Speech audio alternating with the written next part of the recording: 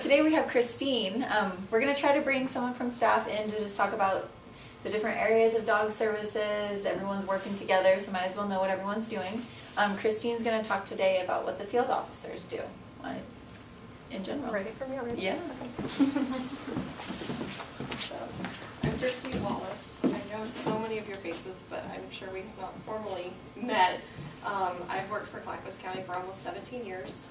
I am currently the field supervisor, but I started out as an officer, which is basically, field calls, lots of public contact and response, and I have a PowerPoint that I'll go through that kind of gives that overview. So this is adapted from another one, but I tried to adapt it more towards the field portion of it. So field services provide services out in the field. We maintain the dog licensing program, and we do outreach and education. That kind of ebbs and flows depending on how much time we have and what our current programs are, our staffing needs and whatnot. Clackamas County is big. It's over 1,800 square miles. A lot of that is national forest that, there's not dog owners out there, but anywhere from up in Government Camp down to Wilsonville. I've been to both places in one day, up at Government Camp and getting a call that I have to respond to down in Wilsonville. It's quite a trek, but it's a big county. Currently we have myself, 2 regular field officers and 1 licensing officer to cover that geographic area.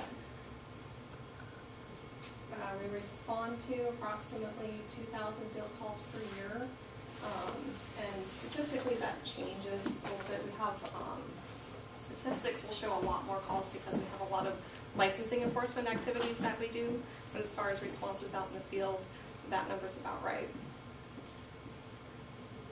This is just a list of the services we provide as far as what we respond to. Dog bites and quarantine of dogs. That will be, a lot of that stuff happens out in the field. If a dog bites somebody, it's required to be under quarantine if it breaks the skin. A lot of times that happens at the dog owner's house. They follow a prescribed set of rules. But sometimes you'll see some of those dogs on the holding road because they need to be quarantined here for various reasons, depending on severity of bite, rabies vaccination status, and the owner's ability or inability to follow the rules at home for quarantine. We respond to public danger, aggressive dogs at large, injured dogs, neglect, abandonment. It does say abuse, and sometimes there's an overlap, but criminal abuse is actually responded to by the sheriff's office. Transport and pickup of stray dogs. We assist other outside agencies. The state police would be an example. Somebody gets arrested, they have a dog in the car. Many times we'll end up being the ones to transport that dog to this facility for holding. We investigate when a dog injures or kills livestock. We have multiple dog license inspections, which are people that have 4 or more dogs can apply for a multiple dog license rather than licensing their dogs individually. If they do that, they're subject to yearly inspection. We do remove deceased dogs from roadways and investigate violations of orders. If we issue a citation, a lot of times that accompanying that citation, if it goes to court, there's an order for specific restrictions about fencing or kenneling, that sort of thing. So we respond and ensure that those are being followed if we get a report that they're not. This kind of goes through it in detail. I touched on that. The requirement for quarantine if a dog bite breaks the skin. Again, public danger, aggressive dogs at large. So that can be dogs that are at large and aggressive with people, aggressive with other dogs. That can be reports of it happening right now. That can be reports of something somebody witnessed 2 days ago when they're filing that report with us. We'll follow up and investigate. Injured dogs. And all these pictures are case dogs that I dealt with and I remember, and we only have like 8 minutes, so I can't go into the stories, even though I want to. Animal neglect. These were case photos that went with a case from probably about 7 years ago. Transport and pickup of stray animals. Sometimes they're not friendly. Like a bear. Sometimes they're frightened. The dog on the left is one that somebody, my best guess, is abandoned out in the woods and went back there repeatedly to make friends with the dog to finally get it safe and not out fending for itself. The one on the right looks like it's a bit. It does, yeah. Wow. I've met a lot, it's a chow. I've met a lot of chows named Bear. Bears. These were sheep that were damaged, sheep and goats that were damaged by dogs. Other services, I think I already touched on those. The one thing that's added, barking complaints. Many years ago, we handled barking complaints for a while there due to staffing. It was eliminated from our ordinance, and it's back in the ordinance again with a specific program to address it. That program is meant to not necessarily penalize, but resolve the situation. Let them know that that a neighbor has a problem with barking.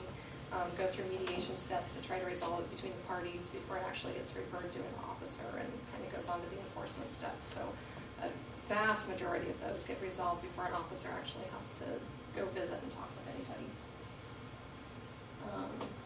So this is kind of the tie-in. Again, these are the dogs that you guys may see on the holding row, dogs that are under quarantine, bite observation, dogs that are held until hearing, so dogs that have been involved with livestock. Oftentimes those dogs will be held until there's a hearing where a hearings officer makes a determination about what restrictions need to be in place in its home before it can go back, if it needs to be relocated, that sort of thing. And then some for neglect cases.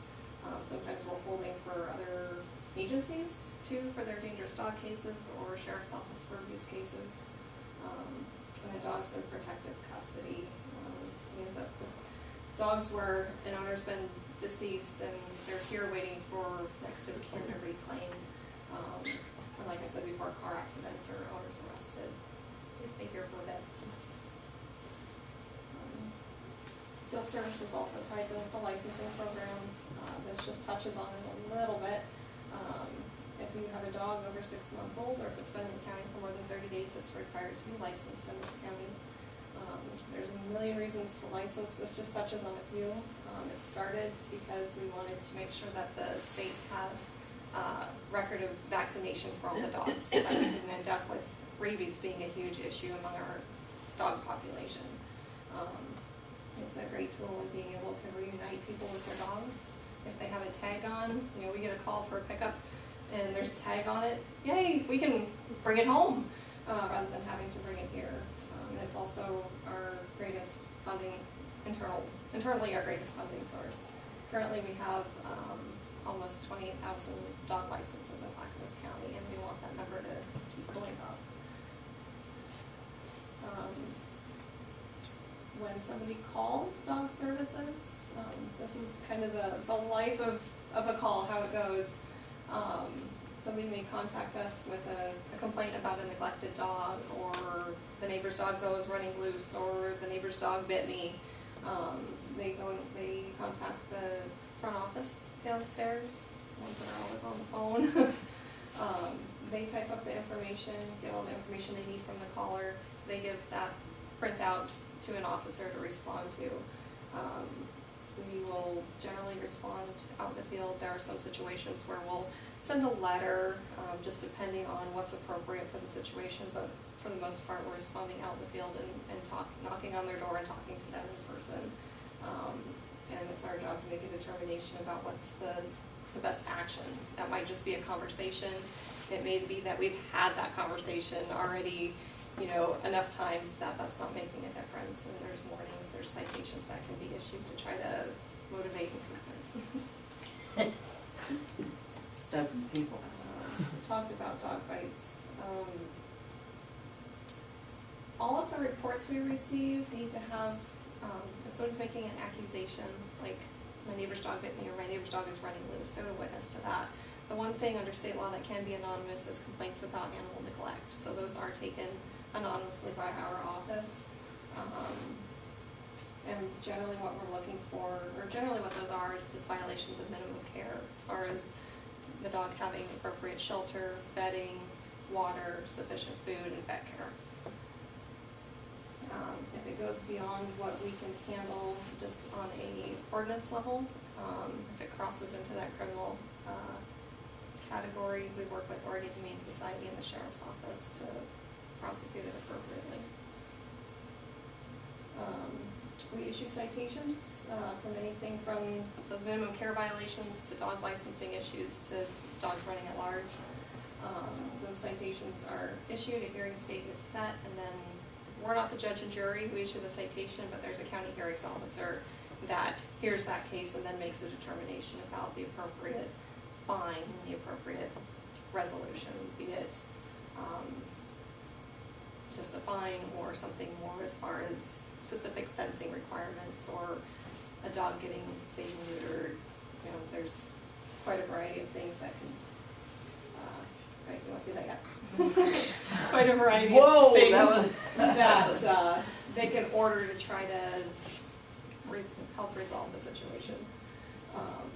That's basically it. And just at the end of this, I happen to have just a couple pictures so you can get a taste of some of the stuff we see out in the field. This was a house that a person and animals, dog and cats, lived in. The pictures don't do it justice because you can't, there's no smell No, vision. to go with And we're grateful for that. Yes. This Holy particular cow. house, this is all the same house. The dog was chained to that door. This was a kitchen, and that's where it lived its life. And then there were cats in the rest of the household, and the water was black, feces everywhere. But that was one of the tamer ones that I thought you guys would probably stomach. Is that just a border situation?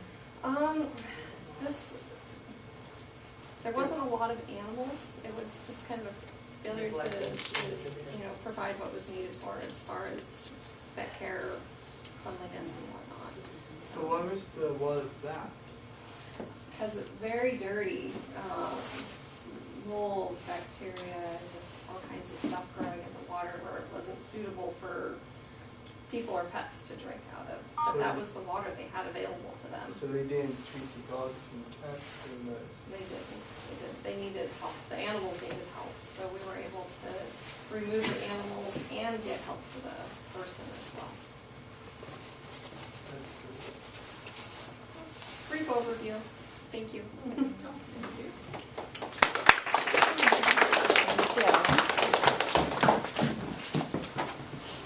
Alright.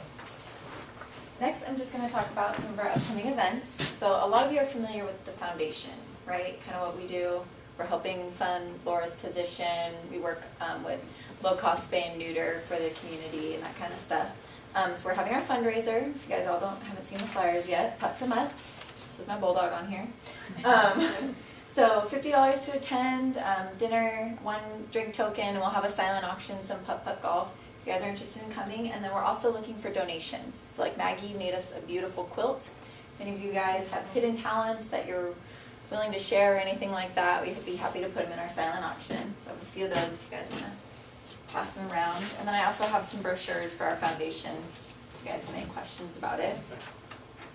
And then Laura introduced us to Nicole and Cynthia, who wrote a book on Beyond Squeaky Toys, and they're going to give our volunteers a presentation just on enrichment, innovative ideas for eliminating problem behaviors and enriching the lives of cats and dogs. So it can help us here at the shelter, it can help with your animals at home as well, just different ways to keep them busy, keep them entertained. Anything else you want to add to that? Do you want me passing around to the people back there? And so this will be on May 17th at 7 p.m. at New Seasons, and I'll send out a reminder and everything on Wikio if you guys are interested in coming. I'll just look around. You guys can look at that as well. And then how many of you guys have questions about Wikio? Yeah? I was just going to do a quick rundown of how to schedule yourself and not let everyone know that you have signed up. Now you tell us.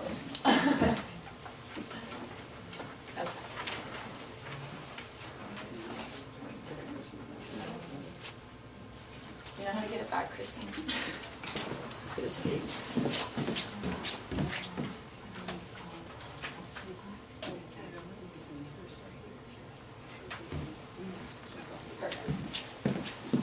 So let's say you're in housekeeping and you want to schedule your event, you'll go to calendar. Click on, you're gonna come in on Saturday. Sarah. We'll be coming in, and then if you wanna come in every Saturday, you'll click repeat, and you'll click the box next to every Saturday for however long you're gonna be with us. You can do it a month at a time, 6 months, or every week if you want. You'll click done. You don't need location description, anything like that. And then you're participating in housekeeping, so just make sure you're on the housekeeping one. And then right down here for notifications, you'll click the drop-down button, do not notify participants. And that way, when you schedule yourself, everyone isn't getting all those emails that we've been getting Well, recently. I don't care about getting all those emails. So just click do not notify and then create. And none of you will know that I'm coming in every Sunday or every Saturday. And then it shows up, and I get reminders before all of you guys come in, before an event's coming up. You can set that up or you can turn them off, which I'm sure most of you have turned off. Well, I get reminders every time I come in. Oh yeah, when you come in for your own shift, you can set that up too. Yeah. Are there any other burning questions about Wigio that you guys have? Recently I've had this problem, and if I want to send an email, suggest to Lindy, Mm-hmm. I have had to go in and take off everybody else on the list, rather than just sending it to her. Okay. So, it used to be I could just send to her, Yeah. and now I have to remove everybody else. So you'll go here I'll to let my little post. note, yeah. Yeah, and then here you can type Lindy, and Yeah. it should auto-populate. You'll click her, and then it'll go just to her. Okay, I don't know why that hasn't been working for me. And then you'll type your message here, and it's kind of scary because it says post, Yeah. but me and Laura Perkins have dabbled with it a little bit, and we're pretty sure it only goes to that person. Right. Well, that's how it used to be. It was Yeah. just recently I had this problem. Yeah. So I take all those little check marks, see all those little under Yeah. contacts? I went through and I had to Oh, take them no. all off. Yeah. Yeah, so it should just auto-populate in the box next to it. And you can All do the it. right to you. And you can do it on the all volunteers, or if you're working within housekeeping, you can do it within that too, in case you're nervous, it'll go to everyone. And then I have some simple instructions that would be a lot more helpful if they were in color, but I default to black and white. So if you guys want to take those home. Yeah. With video, like if I went to send you a message and I used your email address, Mhm. for example, because I do use contact in my laptop sometimes. Yeah. If I went to send you a message, I could do that through video also, Yeah, just how I showed Judy. and then you would respond through video. Mhm. Okay. Yeah. Any other questions about Wigio? We're all good now? Just kidding. I'm not even there yet. Okay. And then we just have a few updates around the shelter. Things are changing, and this is a great time if you guys have any questions about what's going on. Just for anyone who doesn't know, the C row that we're gating off, those dogs are still able to be potty walked. It's just gated off for the public. So you're still able to go in through the back and work with those dogs. A reminder, someone had just asked that our dogs don't get a bath until they see our veterinarian. So just a reminder, if you're working with a dog that's new and you have dogs at home, keep you and your dog safe with that. When to enter from the front or the back, we know you guys might have learned before during certain times to go through the front or the back. Right now we suggest that you go through the back whenever possible, and if it's not an option, then take dogs out through the front gate. Special Kongs, we've been getting a few dogs with some special diets recently, and if you're a Kong maker, you might have noticed that. We're just gonna have volunteers make the standard Kongs, and if staff asks you to make a special Kong, or if you see a dog needs one, you can ask staff what the recipe is for that specific dog, so you don't have to go finding the recipe on your own.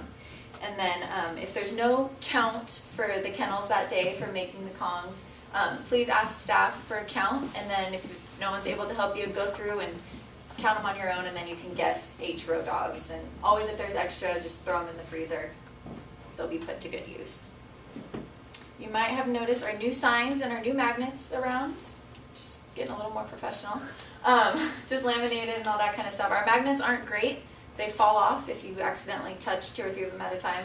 So we're still working on that, but it's a work in progress. Yeah. I've noticed a couple times when a dog is gone, and it's on the board, and I go try to walk it, and find out it's gone, which I think was C11 or B11 just last week. I tried walking it, and it was gone, and it was still on the board. So me and Al erased it. Yeah, board just wasn't updated yet. Yeah. That'll happen sometimes. Yeah. We have a new boot brush. Thank you, Tamara and Al. Tamara brought the boot brush and Al mounted it, so when the lawns are getting mowed and stuff, you can wipe off your boots and shoes. He's handy. Yeah. Outside the door. And a reminder for hot weather that's coming up. You're able to wear shorts, but it is at your own risk. Scratches and stuff like that are on you. And We tank know it's going to tops. be really hot, but if you want to keep yourself safe, we suggest the long pants. And we can wear tank tops. If you want. short sleeves. But be careful, remember. But everybody's had their own risk. Yeah. So if you It's don't want to get safe. scratched or anything like that, try to cover up. And then an update for Sunday, Mondays, the shelter will be closing at 5 p.m.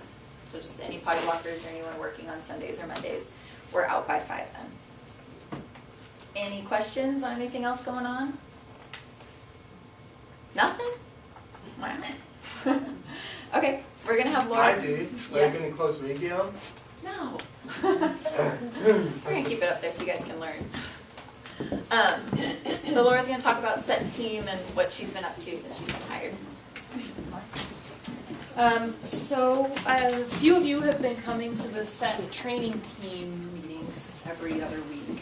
That's been really fun, and we're learning lots and making progress. We just had our first Blue Team training a week or so ago. So if you came to that, don't forget. Oh, sorry. Don't forget to. Wasn't really don't forget to connect with me to do your mentor pieces of that.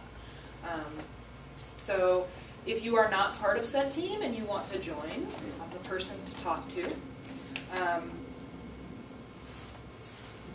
I have the new training team dates that are coming up. So these are opportunities to get together and learn about training mostly, although the next one is going to be about enrichment. It's good timing because we have the enrichment talk coming up, and I just want to show you a few ways that you can use enrichment with the dogs here. I think we have enough people who can handle the dogs outside of the kennel that we're ready to do that. So that's what the next one's on, and then we're gonna, the later topics we'll decide based on what you guys want to learn. But you can pass these around if you like. I don't know that I made enough, but I'll make more if I need to. Yeah.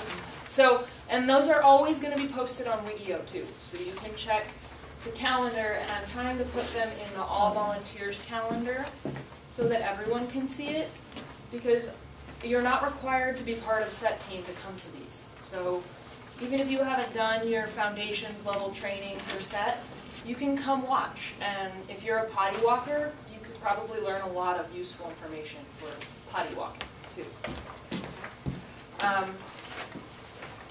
So I think that covers set. We also have a new cover for Kennel A11, which is the one that you see when you come through the salad court when you're coming back. Because that's in a really high traffic area, if a dog is in that kennel, even if they like other dogs, it can be stressful to see the dogs. Hold on just a minute, okay? It can be stressful for them to see dogs coming right at their kennel over and over again, even if they love other dogs. So Tamara got us some shower curtains that are a nice green color. It should look nice and friendly. And there's a sign to go with it that explains why the cover is there. So especially for evening potty walkers, if we're still open to the public, there's a sign that says, this is just giving me some privacy, I'm still available for adoption. So it doesn't mean that the dog is not friendly, it just means that the dog, we don't want to stress them out being in that kennel that's really high traffic, okay? So I have that set up downstairs right now, so if you want to see what it's supposed to look like, go check it out. The shower curtains have little snap rings that you can push into the gate, and then we also just added a few carabiners for the ends so that it stays on the kennel. So it just attaches directly to the fencing, and then the sign hooks over the fence post.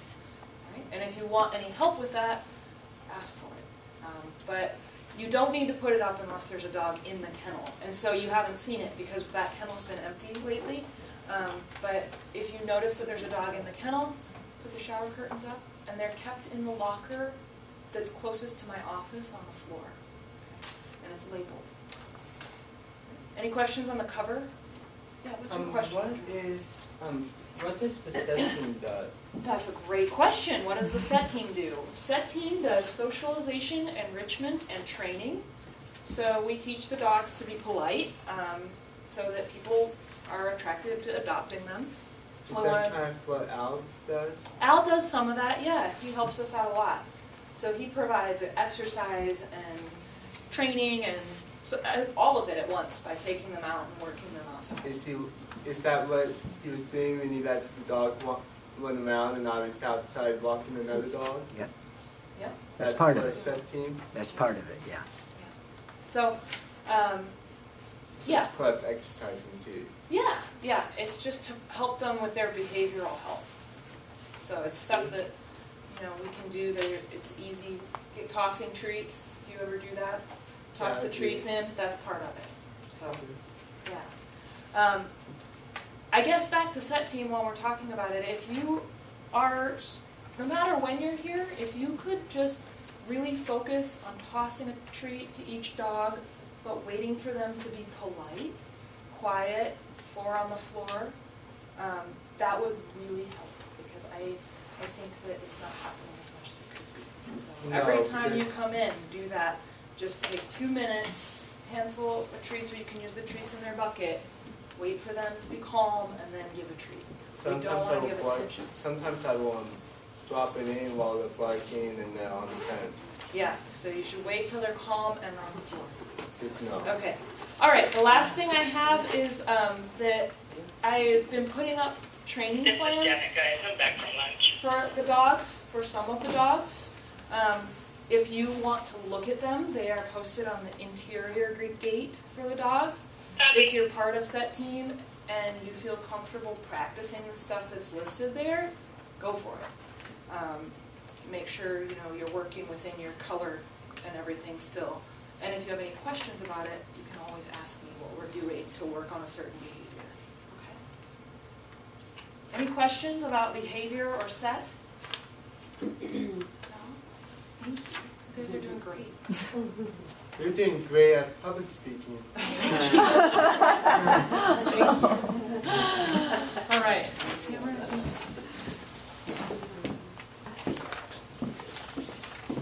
First. Sure. Okay. Go. Hi. I was just going to talk a little bit about the emotional bank. And we all have an emotional bank with our family and friends, meaning when we're, the relationship's really good. If somebody says something a little offhanded, we don't take offense as much as if we have a real low emotional bank with that person. We're not as nearly as offended. I'm talking in reference to dogs, and I was at a meeting and a gentleman had mentioned tolerance.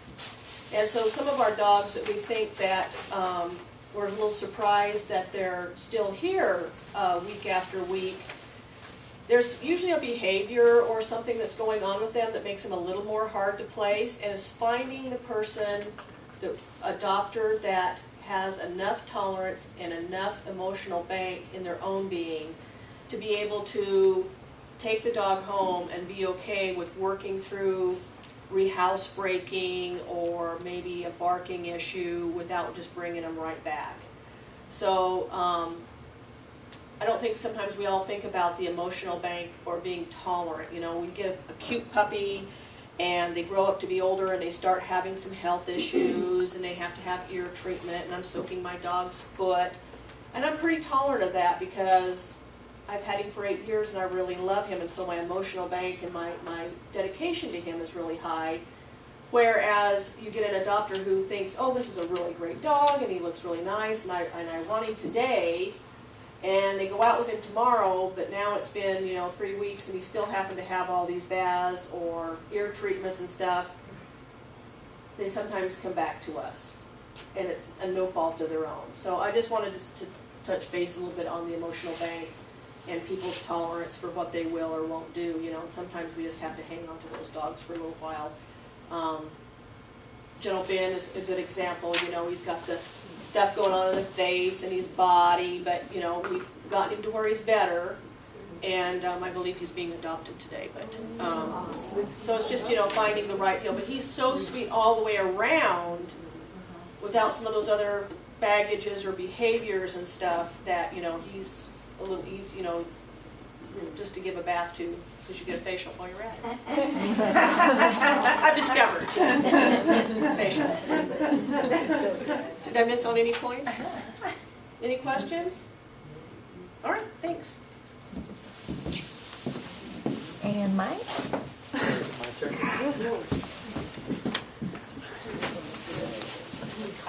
Mike Besner, manager. Sorry to be so formal today. I was at the Board of County Commissioners and they make me wear a tie. So. And I came straight here from there. So I wanted to actually talk to you about a couple things today. One is our statistics, and the other is our budget. Just so everybody knows, and some of our staff hasn't even heard all of it. This is budget season. We're a public government agency, so our fiscal year ends on June 30th, which means the Board of County Commissioners has to approve our new budget so that we are open on July 1st. And they will. And we're doing okay. This place is never going to be rich.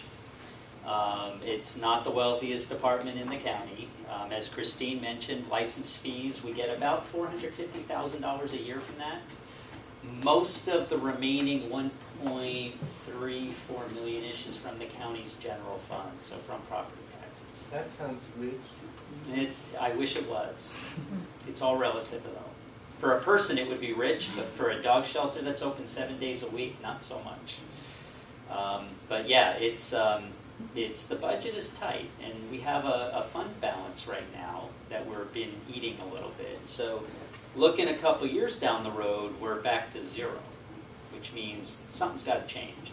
I'm not concerned about it because it's not atypical of a government agency again, but just something to keep in mind. So I'm going to the board to try and get a little more money put in our budget. We're buying a new computer system because we have to. Our current computer system won't work with the new version of Windows. It's old. The new one costs money. They're not cheap. It's amazing. Windows 10? Yeah, I think so. I don't know. I have a Mac at home, so I don't keep track of Windows versions. Well, I don't think Mac has Windows. No, it doesn't. It doesn't. That's what I mean. I don't know. I know Microsoft has Windows 10. Whatever the new one is, if it's 10. And so, but that thing costs money. It's going to be about $40,000 a year just to have licenses for it. So it's a hit. So working on it. It's yet another reason why I'm still the manager, because it's more important that we're not paying for a full-time manager, and we're paying for all the good staff that's here who actually do the good work, as opposed to the talking head, which is me. So in case anyone's wondering, that's why, is because I can't afford to replace myself. The second I can, I'm out of here. This place is great. This place is great, but that's where it's at. That's why. So I did a presentation for the board a few weeks ago about our statistics, and so anytime anyone ever wants to know them, just ask me. This is all completely transparent, nothing to hide. And so what I did is I showed them our statistics for the last 3 years, and I arbitrarily picked March to February because it happened to be a good time for a couple weeks ago. Could have been any 12-month period, but I did that for 3 years. And so just so you know, our number of dogs adopted 3 years ago was 451. 2 years ago was 411. and the past year was 325. So it was down a little bit. Adoption returns 3 years ago was 67, which is a lot. 2 years ago, 54, and this past year, only 30, which is good. Euthanizations, like I said, totally transparent. Our save rate this past year was almost 88%. It was 115 3 years ago, 110 2 years ago, and it was 144 last year. And again, I don't want to make too much of 1 year, because a lot of things, you know, Christine showed you all this enforcement stuff. A lot of times we get dogs that there's not much we can do with, and it's pretty random. You know, and there's a couple back there. How long have those two been back there right now? It's been a long time. They're being held for a hearing, and it's not, we have no authority over them or anything, and we have no control over how often that happens. Average number of days in the shelter, 3 years ago it was 14, 2 years ago 12, and this past year it was 9. And it is good. You could look at it a lot of ways. We did change our adoption policy about 6 months ago to make it so that if somebody does want to adopt a dog and we find that they're suitable, they're going to get the dog. As opposed to in the past, we might have taken a little more time and taken more applications, and that's certainly helped that. I pulled the measure this morning for the current year to date, and again, our fiscal is July 1st. So from July 1st of last year to today. So we've adopted 236 dogs, which is a pretty good pace, considering we've had way fewer dogs. I don't know if you're aware that in the region, there's just been not a lot of dogs in any of the shelters. It's a common thing.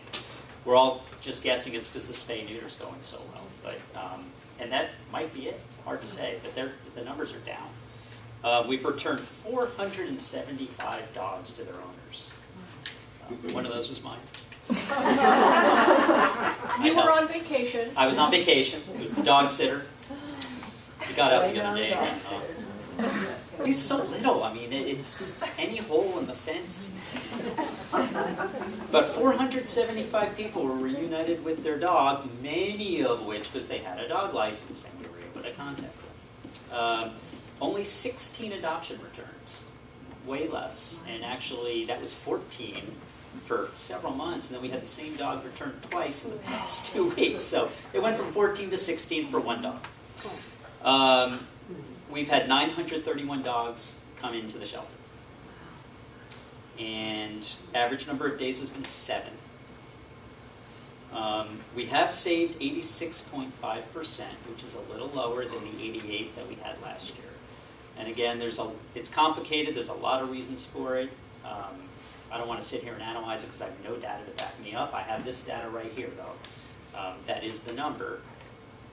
You know, I still wonder if we continue to see fewer and fewer dogs, that the dogs that we take in officer actions are going to be higher and higher percentage, but we'll see. We have licenses are up to 28,114. It fluctuates a lot throughout the month, but it's our bread and butter. It's our #1 money earner. And so if we already know that about 2/3 of the dogs in Clackamas County aren't licensed. And so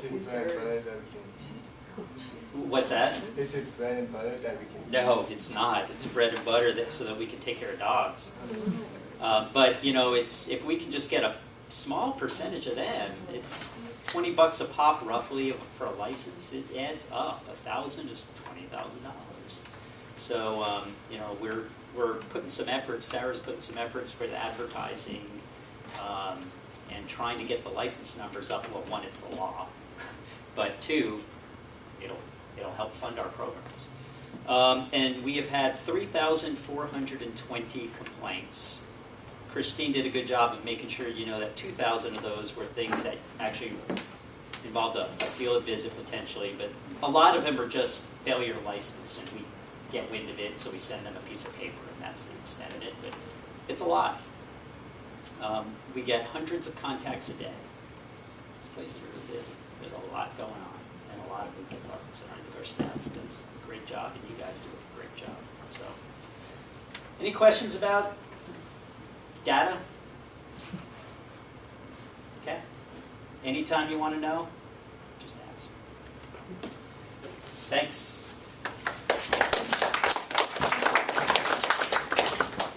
that's all for our meeting. So we have cookies. You guys want to take cookies home? You guys have any questions about anything we talked about today? You guys like the quarterly meetings? Yeah. Bringing staff in? Yeah. Okay. Makes me feel employed again. Yeah. And you want that? No. So yeah, if you ever guys have any questions, suggestions, anything we Makes can me be doing feel like better. I'm talking my ear off. Oh gosh. Well, you're free to go now. See you later. Thank you, Mike. Thanks, Hal. Bye, everybody. Back to work, work. Oh, really?